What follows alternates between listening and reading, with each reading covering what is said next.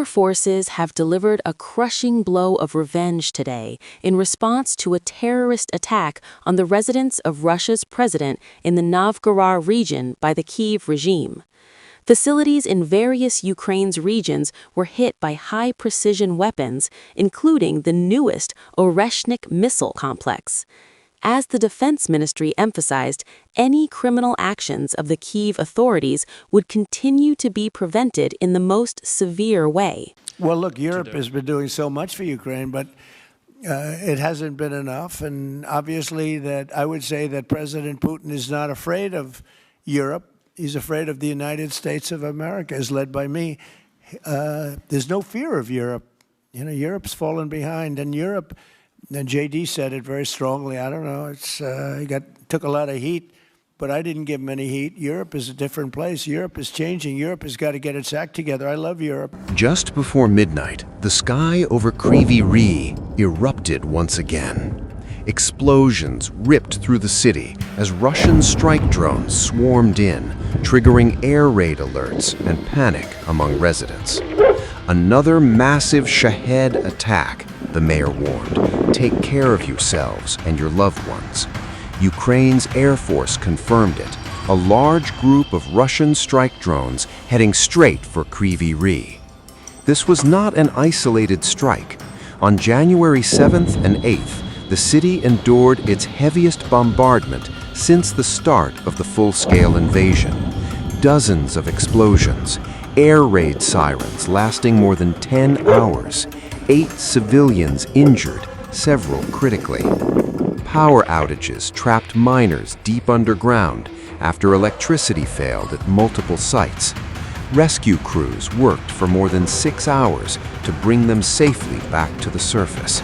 And Kryvyi Rih was only part of a much wider assault. The day before, Russia launched a massive coordinated attack across Ukraine, using drones, cruise missiles, and ballistic weapons. In Kyiv, apartment buildings were torn open. 4 people were killed, more than 25 wounded. Among the dead, a medic responding to a repeat strike. Even the Qatari embassy was reportedly hit. Missile strikes were also reported in the Lviv region, pushing the war dangerously close to NATO's eastern edge. For only the second time in the nearly 4-year-old war, Russia used a powerful new hypersonic Oreshnik missile that struck western Ukraine in a clear warning to Kyiv's NATO allies.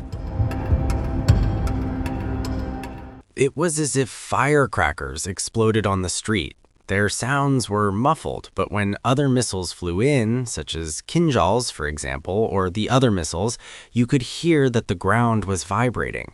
But here it was far away. But it was unexpected, very unexpected, because last year when there were air raid sirens due to this so-called Oreshnik, it did not come, in the sense that it was an imitation of some kind of launch. I heard a loud, shocking explosion, and it's normal at this time of the war to hear these things here. And it makes me concerned about if we have the tools to fight against the Russians from America. I'm American, so I think about, do we have Patriot missiles to fight these things? Do we have drones that can shoot these things in? I just want everyone in the world to know that Ukraine is strong, and we don't care how many missiles you send.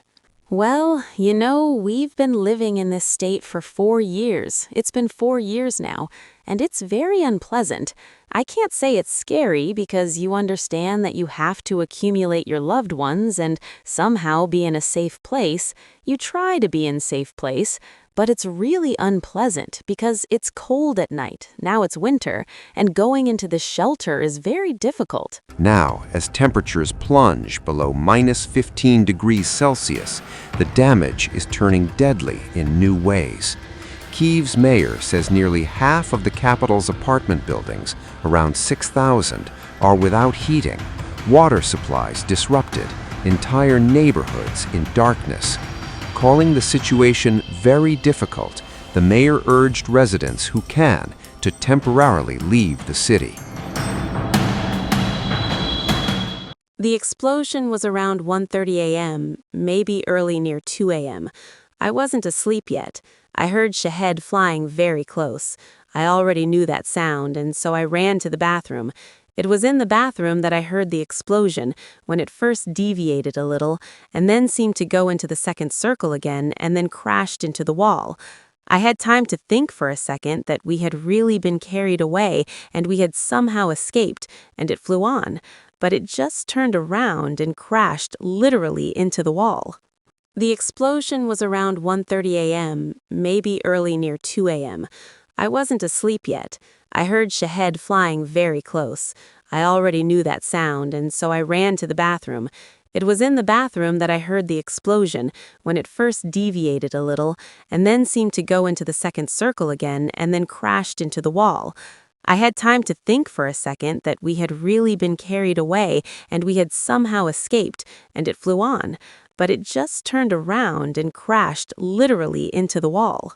I've committed £200 million, which I'm accelerating now to prepare British troops for that day when peace comes, so that we can be ready to move from day one. And thinking about the attacks here overnight, where you had 90 Shahed drones directed at Kyiv, we will start to manufacture this month new improved Octopus interceptors invented by Ukraine. The secret design shared for the first time ever with the UK, which we've improved. We will use British manufacturing techniques to mass produce those drones and to get them back into your country now, thousands each month, to help protect your country and our citizens from attacks like this in the future. At the same time as Putin is stepping up his brutal attacks on you and your country, he's stepping up his aggression to other nations in Europe. And it reinforces the importance to ensure that Putin cannot prevail in Ukraine. And it reinforces the argument for the rest of us in Europe that a secure Ukraine means a more secure Europe, a more secured Britain. And that is one of the reasons that we will stand with you for as long as it takes in your fight for freedom and in your fight to be able to determine your own future as a country. We all see that these are civilian objects, that this is a zone where people live, and this does not stop the Russian aggressor. In fact, this is Putin's response to all our peace efforts.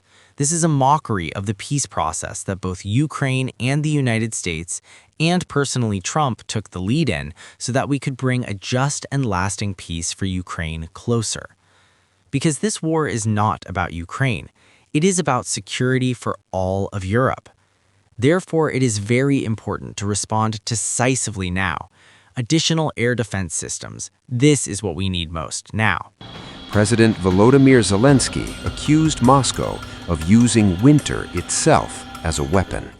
Шановні українці, українки, зараз тривають відновлювальні роботи у наших містах, наших громадах у Києві та області, на Дніпровщині, на Львівщині, Кіровоградській, Черкаській, Одеській областях. Фактично постійно ремонтні бригади працюють на Сумщині, Чернігівщині, в Харківщині. Задіяно максимум сил, щоб відновити життєзабезпечення. Росіяни користуються погодою, похолоданням і намагаються уразити якнайбільше наші енергетичні об'єкти. Видно, як вони поважають Америку та всю дипломатію. Минулої ночі було більше 200 російських дронів і також значна кількість балістики і в основному проти Києва. 4 людини убиті. Мої співчуття рідним. Майже 3 десятки поранених. Перед цим були удари по Дніпру, Кривому Рогу, Запоріжжю. Перед цим Одеса. Основна російська тактика – намагатись повністю вимкнути міста. Важливо, щоб в кожній міській адміністрації розуміли цю мету ворога і готувались до повної протидії, до реальної роботи заради містян. Не тікати треба від проблем, а вирішувати їх. Тим більше, коли є ресурс для цього, як в Києві, найбільш забезпечене фінансами місто України. І повинні бути всі необхідні резервні схеми. Сьогодні провів спеціальний енергетичний кабінет, військові були, урядовці, спеціальні служби, про деталі захисту енергооб'єктів, про необхідні рішення. Максимально активними мають бути дипломати по лінії МЗС та неформальній дипломатії. Був знову Орeshnik, тепер проти Львівщини. Це знову було показово близько до кордонів Євросоюзу. А це, якщо з точки зору застосування балістики середньої дальності, однаковий виклик і для Варшави, і для Бухаресту, і для Будапешту, і для багатьох інших столиць. Всім варто розуміти однаково і однаково серйозно. Якщо росіяни навіть не намагаються придумати правдоподібну причину для використання такої зброї, то особистими зв'язками чи будь-якою риторикою від цього не закрийся. Повинна бути система спільних дій, система спільного захисту, реальна, дієва. Чи є у нас зараз така система? Питання без відповіді, бо всі в Європі є один і той же сумнів, чи будуть захищати його столицю, якщо Путіну щось ударить в голову. Була сьогодні детальна доповідь військових. Головнокомандувач, начальник Генерального штабу, в тому числі по роботі з партнерами цими днями, по гарантіях безпеки. Документи багато в чому фіналізовані, але сутність цих документів, їх сила в тому, щоб була впевненість, що гарантії мають спрацювати. Це може бути видно реально тільки, якщо і зараз захист буде працювати. Вчасне постачання ППО, вчасне постачання обладнання для нашої стійкості, для нашої енергетики, вчасне забезпечення фінансів для України, для нашої оборони та нашої стійкості. Багато деталей, і кожну з них треба пропрацьовувати так зараз, щоб на день завтрашній була впевненість. Я хочу подякувати і всім нашим людям, які задіяні в ліквідації наслідків ударів. Це дійсно героїчна робота. За години люди роблять те, що в інших країнах буває займає дні та тижні. Важливо, що всюди є допомога, всюди є ремонти, максимум зусиль, щоб повернути електрику, опалення людям. Доручив урядовцям інформувати максимально, що і в які терміни буде зроблено. Дякую всім, хто допомагає. Дякую всім, хто підтримує наших людей. Дякую всім лідерам, які зараз не змовчали і які з нами, з Україною. Слава Україні!